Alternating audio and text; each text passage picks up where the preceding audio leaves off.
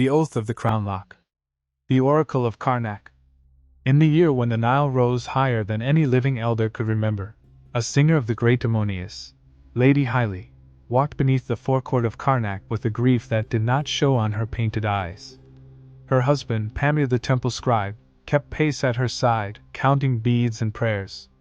They were righteous, learned, and respected, but childless, and in Thebes a lineage ending was a door that would not open in the house of millions of years.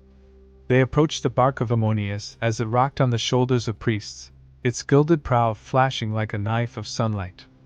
Cymbals clashed. Libation poured. When the bark paused, the oracle bearer convulsed.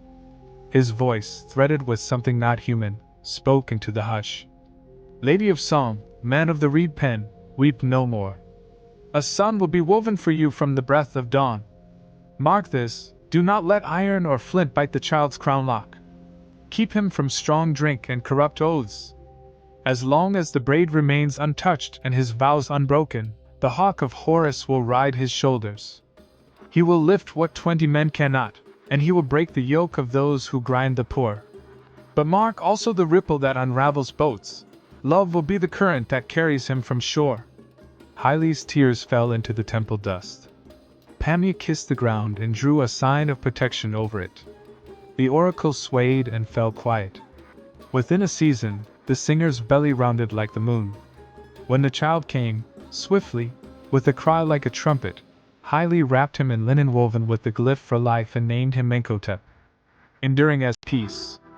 A midwife parted his dark hair and tied a narrow plait behind the right ear, the crown lock of Horus, sealed with a blue faience bead and a whispered vow. The priest set a torch at the threshold of their door, gold hammered with falcon wings. He shall wear it when he earns it, Pamia said. Not before. The boy who lifted gates. Menhotep grew like papyrus in flood time. As a toddler, he tugged the pole of a water wheel the oxen strained to move. At 7, he carried Amphory 2 at a time, staggering and laughing through the courtyard amid servants' curses and delight. At 10, he wrestled a shepherd dog from the brink of a crocodile channel, dragging beast and boy back to shore with a grip that tore the reeds. The crown lock gleamed beneath the sun, oiled and braided, never shorn. Pamia taught him signs, sums, the laws carved on stele, and proverbs older than pyramids. A strong arm without a straight heart is a flood without banks. Haile taught him hymns and how breath becomes prayer. Menhotep learned the bow and the mace from a captain who had lost an eye to Libyan raiders. He learned to kneel, too, upon cool stone, and thank gods and ancestors for what moved within him like stormlight. News of the boy's feats passed from ferry to ferry, from granary to palace. The crown prince Nedjermat, thin as a reed but watchful as a kite, summoned Menhotep to the parade ground. Lift the gate bar, said the prince lightly, meaning the long cedar beam 3 men struggled to set. Menhotep bent, inhaled, felt the torque of ribs and spine, the murmur of some unseen hawk. He hoisted it, arms burning, and stood with the beam on his shoulders while the prince's officers stared as if the earth had shifted beneath them. Is your father a bold boy? One laughed.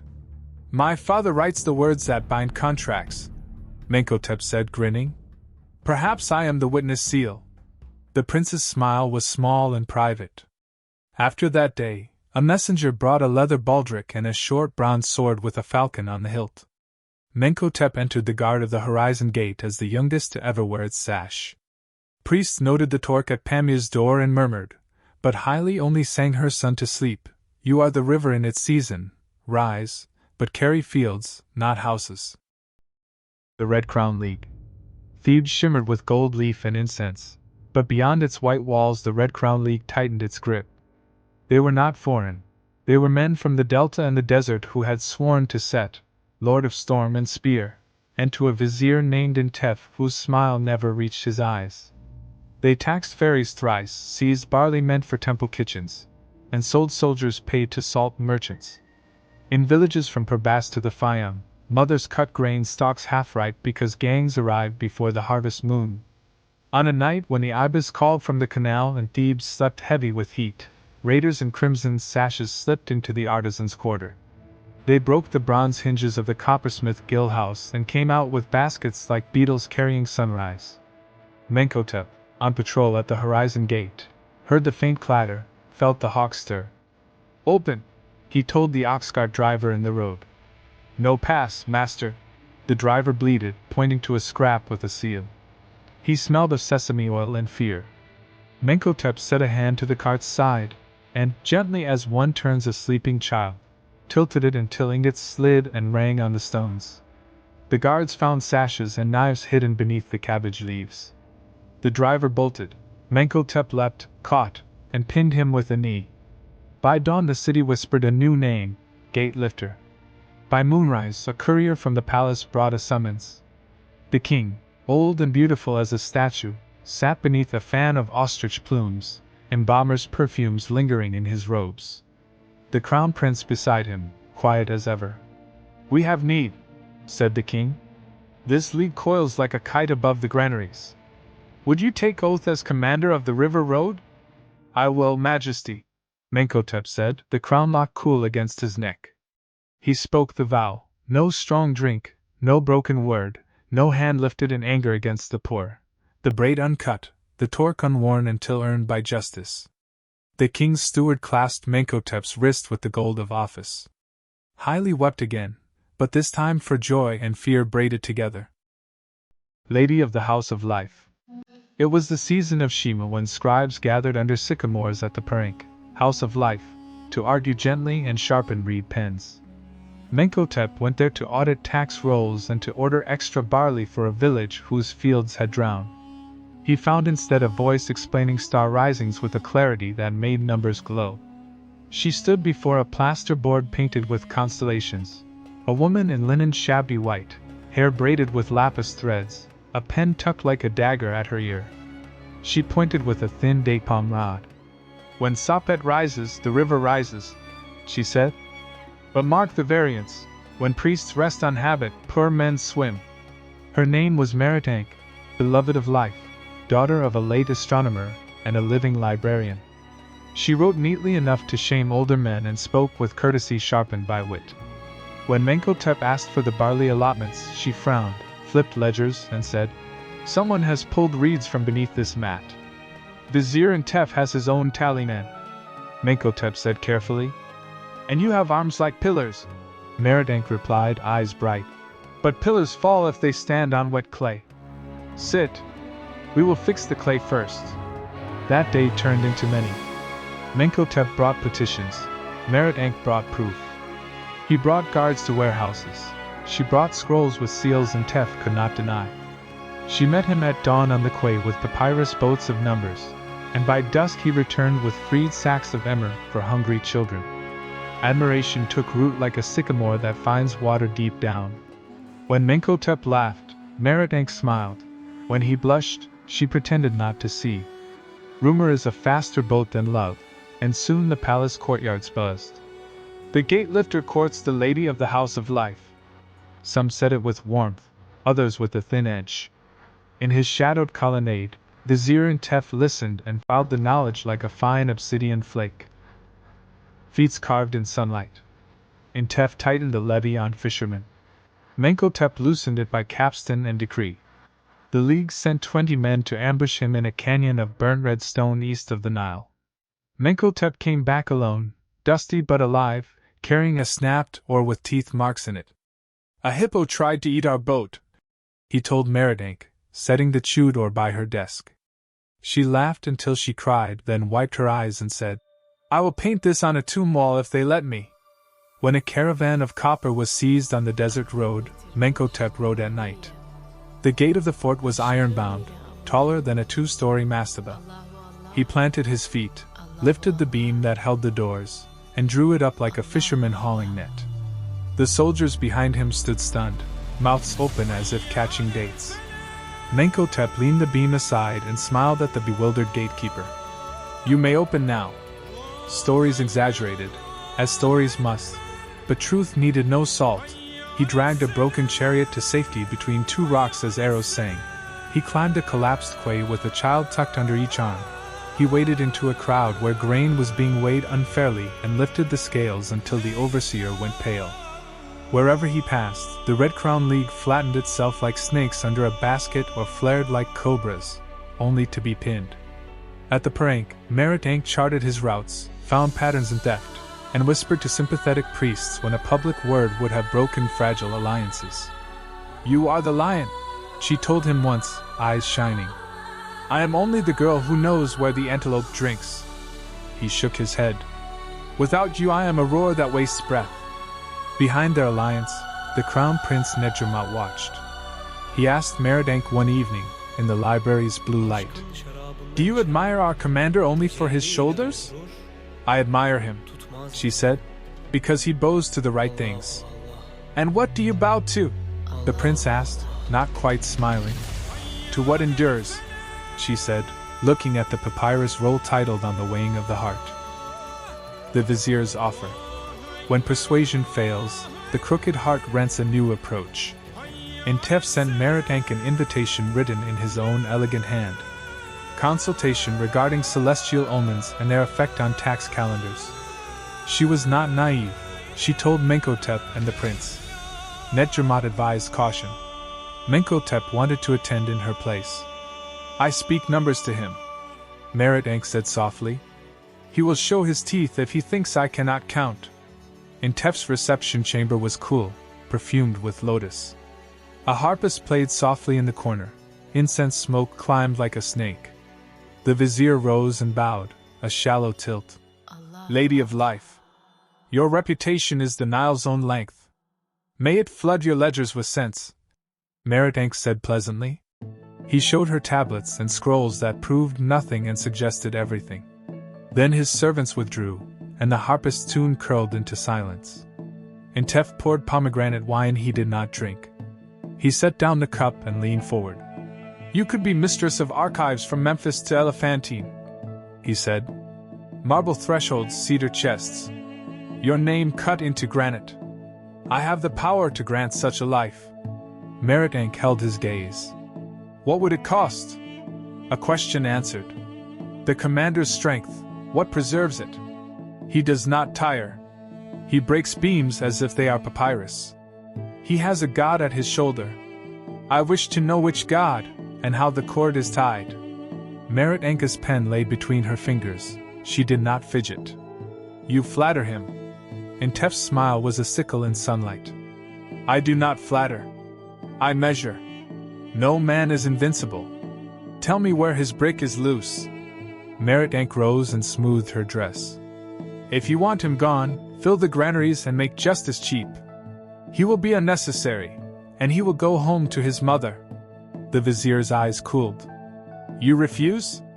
I cannot help you break what holds hungry people up." "Then I will make you help me," Intef said, almost gently. "There are debts you don't know you have. Your father loved the stars more than accounts. The House of Life holds his bond.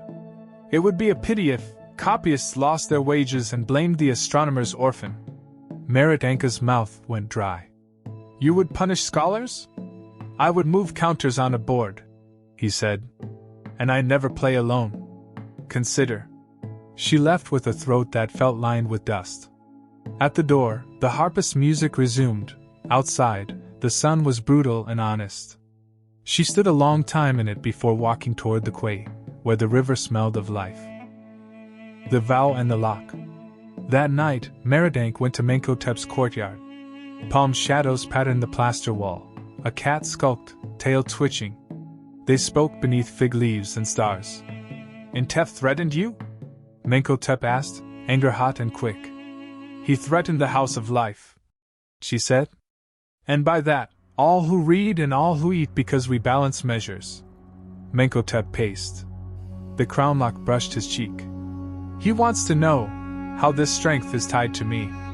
"How is it tied?" Merodach asked, very softly. Menhotep paused. He looked toward his mother's shrine and the small hearth where Pamia still copied deeds by lamplight. "Do you remember the oracle of my birth? You were a child, perhaps not yet born. I know of it. People talk," she said, smiling despite herself. Menhotep Saturday. "My mother swore a vow, no iron or flint would cut this braid. I would drink no strong drink that fogs the head. I would keep my word even when it harms me. As long as the crownlock remains unshorn and the vow unbroken, Horus lights my sinews. When I have been careless in diet or speech, I feel hollow, as if the hawk's wing lifts away. Merodach reached out, hesitated, then touched the bead at the braid's end, cool as river stone. Is it the hair? She whispered. Or the promise? The hair is a knot tied to the promise, he said. Cut the knot and a man can still hold a promise, with blood maybe. But the knot is the sign I am watched. Then we will keep it, she said firmly. We will keep it together. Her eyes lifted. You cannot patrol all roads. You cannot lift all gates. Take care of your breath. Leave the rest to me and numbers. He smiled, sudden and boyish. When you speak, even gods lean in. He did not kiss her that night. They were both too devout in different ways. But the air between them filled with a future they both dared to breathe. Lamps and moths. Intef did not touch Merodach again with words. He used other hands. Late one afternoon a messenger, barefoot, panting, stumbled into the house of life. Lady! Your mother's house at Prawajet. A tax officer came with chains. They say accounts are false. They take the chests. Your aunt has fainted. Merodach ran. The road was a ribbon of dust. Heat vibrated, thoughts cracked like dried clay. At the door of her childhood home, a red-sashed overseer stood with smug boredom while two men dragged a trunk onto a wagon. He held a tablet with Intef's seal. This is not law, she said, breath ragged. There is a dispute, scholars argue. Scholars argue. Viziers decide, the man said. You can petition tomorrow. Or the next day. We're paid either way. Merodach looked where her aunt lay with a damp cloth on her forehead, mouth slack. She looked at the trunk that held her father's instruments, his star maps, her mother's bracelets. She looked at the seal and saw that the law could be made into a cudgel. Stop, she whispered. Whose order? The overseer asked lazily. Mine, said a voice behind her. Menhotep had come with 6 guards and a gaze like a thunderhead. He read the seal, read the man, read the moment. No more wagons today, he said. By royal warrant, these goods are disputed and shall remain in place until judgment. It is the vizier's order, the man repeated softly, suddenly less bored. It is the king's river, Menhotep said. And I am the river's arm. He planted his spear in the dust. The man swallowed and stepped back. Later, when the house was quiet and the overseer's hoofbeats gone, Merodach sat on the threshold with her head in her hands. He plays with me like a cat. I cannot win. Menhotep knelt. You will not be alone. She looked up. Promise me something. If they come for you, if I am used as bait, promise you will not trade your vow for my safety. If we are pulled toward a whirlpool, I would rather drown than watch you unbind what you are. The request cut him and healed him. He took her hands. I promise to keep what makes me myself, and to keep you as long as truth allows. She smiled sadly. We are lamps. Moths are beautiful, too. The honey net. Timing is a priest's craft. Intef waited until festival days tumbled together, the beautiful feast of the valley, the procession of Hathor, when Thebes danced and drank and forgot the arithmetic of fear. He distributed grain lavishly in one quarter and taxed cruelly in another, so praise and complaint rose like twin incense. He invited Merodach to a scholarly supper with foreigners and poets, and 2 dancers who moved like wind. He sent Menhotep a tablet stamped with the king's signet, false but flawless, ordering him to inspect a flooded quay at the southern edge of the city.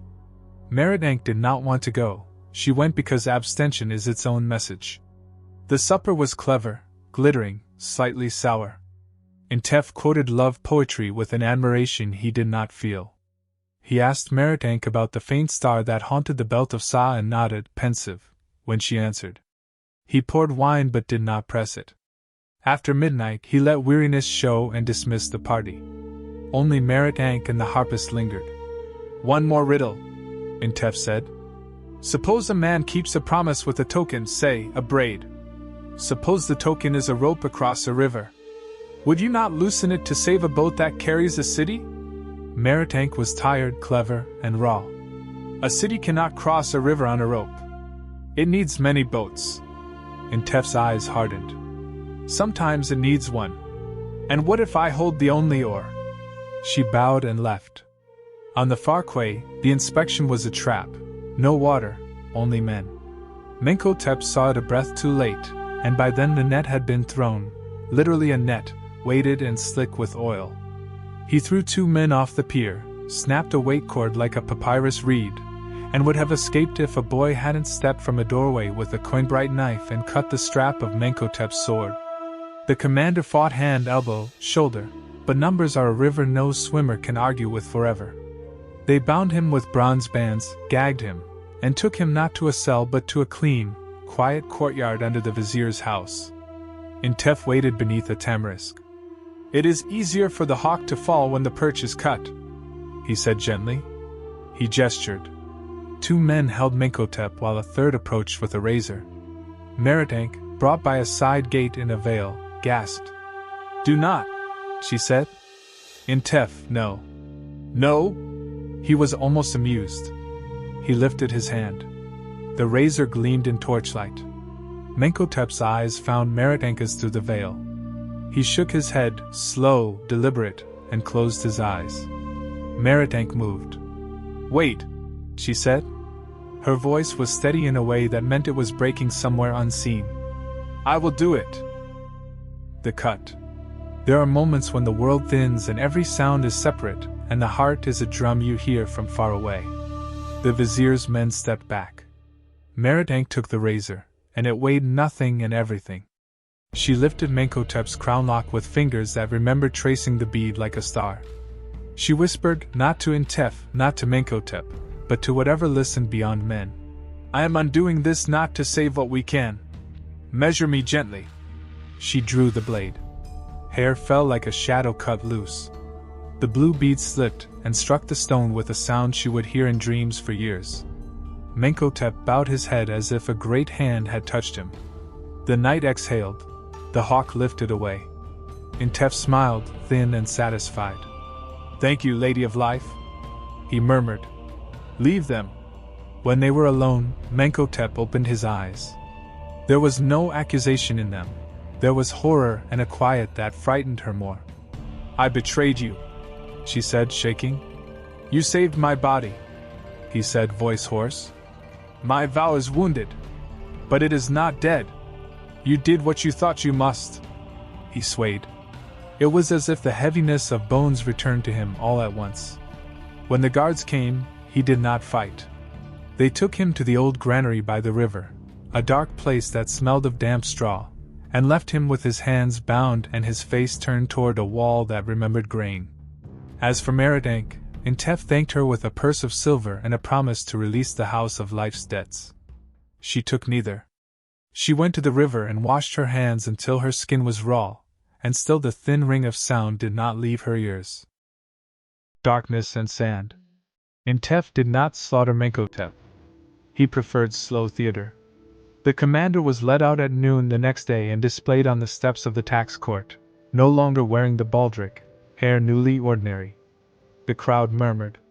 Some spat, fear makes mouths cruel, but most were silent. "Behold the man who thought himself a god," Intef announced. "He will work where others have worked. Let him learn humility where grain learns to be bread." They chained Menkotep to the millstone. He pushed the pole in a circle while a boy poured barley and a guard dozed. The first turn was worse than a wound. The second brought a memory of laughter. The third was simply a circle. Days bled. Nights hardened. The red sash came with a brass bowl of sour beer and a bite of onion. A woman passing slipped a date into his hand without looking at him. Once, rain walked over the courtyard, and he drank it like blessing. He tried to pray, words broke, breath steadied. His mother came at dusk with a psalm in her voice and a platter of bread. Intef's men turned her away. She bowed to them, bowed to the pole, and sang anyway until the guard coughed and said too loudly, "Enough, mother." Maritank came at night, veiled, bringing figs and a small lamp. Go, Menkotep told her gently. I have my breath, and I have a memory of a promise. I will bind it again if I can. You must live where numbers are still honest. She wept silently. I will rebuild the bead, she whispered, stone by stone. Time moved like a heavy boat. Menkotep's hair grew, stubbled then soft. He struggled, less against the pole, more against the shapeless anger that wanted to make itself the only god. He would not let it. He learned the footsteps of mice, the morning cries of porters, the exact hour the light fingered the door crack. He held a picture, a hawk's shadow crossing the river. He whispered to it at dawn. If you come again, I will not use you from my pride. Come only if I am a reed and you are the wind. Festival of the Storm. Intef's triumph needed a monument. He planned it like a festival and dressed it like a sacrifice. He summoned allied nobles, ship captains from the Delta, mercenary chiefs who liked silver more than oaths. He ordered the priests of Set to cleanse the Great Hall of Thunder, a new temple with a roof built like a ship turned upside down, supported by two massive papyrus bundle columns at its heart. He stocked its storerooms with confiscated wine and called it piety. Bring the mill ox, he said, and they brought Menkotep. Let the people laugh. Let him pour our cups. The hall filled with smoke and the sound of drums that made the ribs in your chest vibrate. Statues of Set glared with inlaid eyes. Banners snapped like crocodile tails. On the roof, the city thronged to look down through the clear story. A rumor hissed that the gate lifter would dance. Children balanced on parapets, giggling. They set Menkotep between the central columns, chains on his wrists, lamp smoke in his hair. He could not see the river. He could smell it, always the river, even in temples, like a truth you cannot banish. His head bowed. He breathed. Meritbank pressed through the crowd like a fish through reeds. She found a stair, found a niche, found a breath. She saw Intef lift a cup and prophesy victory over those who cling to old oaths. She saw nobles toast. She saw Menkotep's back, narrow now, but straight. Carry the platter, a guard barked. Menkotep took it. His hands did not shake. Make him bow to Set, cried a man already drunk. Laughter rolled. Intef did not smile. His eyes measured pillars, roof, people, a chess player checking the board. Menkotep set down the platter. He let the noise vanish into a point. He spoke inside himself where prayer and memory are one. Horus, if I have any place with you, let it be now. Not for my hands. For the poor who will pay for this wine. For the oath my mother sang. For the braid I cut because love begged me and fear said yes. Give me breath not to be ashamed. He put his palms upon the stone of the twin columns. The fall of the hall. Strength did not arrive like a trumpet. It arrived like a tide returning to a shore that had forgotten the feel of water, and then like storm surge. Menkotep's ribs became a frame for wind. His thighs rooted, his wrists burned where iron bit. He drew breath that smelled of rain on baked earth. The stone under his palms hummed. At first no one noticed. Then a priest stumbled as the wine on the altar rippled. A noble's earring quivered. Dust sifted from a seam. Intef's head snapped up. Menkotep pushed. The columns were carved to resemble papyrus bound together. Now they remembered papyrus grows by water. The rope-carved bands cracked. The hall made a sound like a god clearing his throat. Shouts. Laughter broke, turned to questions, turned to panic. Stop him! Intef shouted. Too late. Chains groaned. Men flung themselves forward and were shoved back by something that was not a shove but an expanding breath. On the roof, Meritbank felt the floor tilt beneath her sandals. She grabbed a parapet and screamed. Down! Down! Her voice cut through others because it carried a ledger's authority. People dropped and clung to stone as the clear story windows trembled like water skins. Menkotep cried out, not a word, a sound that belonged to wind and hawks, and the left column sheared. The roof sagged like a boat struck by a crocodile. The right column split. Someone laughed, a strangled, unbelieving sound. Then the world descended. The roof fell in a single terrible, beautiful motion, like a sail collapsing when a mast breaks. Rafters scissored, banners roared, smoke turned to grit. Intef went down under a slab of limestone with his arms raised like a man who finally understood he was not taller than a storm. Priests, nobles, guards, drunkards, hundreds, were buried in the temple to the god they had used like a cudgel. Menkotep went with them. He pushed until the last timbers moved, and one struck him across the back with an intimate crack. He fell forward, hands still on the stone, mouth full of dust, eyes open to a slice of sky that looked like the bead he had lost. He laughed once. He did not take another breath. The river keeps the name. Silence is heavy when it follows drums. Then came the wailing, high, ululating, human. Black-robed women surged like a fringe of water. Men with dusty faces shouted names into rubble. The Crown Prince Nedramat arrived with artisans and soldiers and boys with skinning knives. He climbed and crawled and ordered, eyes raw. He found Intef under a slab and did not raise it. They found Menkotep when the sun had crossed half the sky. He was pinned from the waist down. His hands still braced the fallen column as if holding up an invisible vow. The Crown Prince knelt. He put his forehead to Menkotep's shoulder. "Brother," he said, the first time he spoke the word. "You did it." Merodach sat beside the body and washed dust from his face with water from her sleeve. She combed his hair with her fingers. She took a blue bead from her sash, a bead she had spent nights carving from a broken amulet, and rolled it into his palm. "There," she whispered. "It is not the same, but it is something that says we tried." The king declared 7 days of quiet. The Red Crown League dissolved like anthills after flood. Menkotep's name was cut into granite at the river's bend, a stele showing a man with a braid that is also a hawk's talon, palms on a column, mouth open in song. The stele reads, "He lifted gates. He carried children. He kept a promise twice, once with air, once with bone." Merodach took custody of the House of Life. She turned its lamplight outward. She opened a room where widows could learn to tally. She opened a window where fishermen could dispute taxes without bribes. She walked the library each evening, touching spines, whispering, "Hold." She never took a husband. Love, for her, forever held the shape of a blue bead and a voice that asked gods to lean in. Sometimes, at flood time, boys race along the quay and dare each other to touch the steel and leap into the river.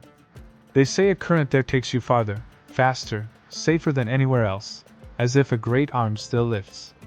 Old women clap and scold and smile. Men in boats raise their palms. Priests of Ammonius light lamps and, under their breath, thank a hawk for remembering a vow. And in the House of Life, a copyist copies a tale on a fresh roll, the oath of the crown lock. He dips his pen, writes the names that are and are not names, and leaves a space where a blue bead might lie. If he listens as he works, he can hear between the strokes the murmur of river on stone, and fainter still, the wing beat of something that does not tire.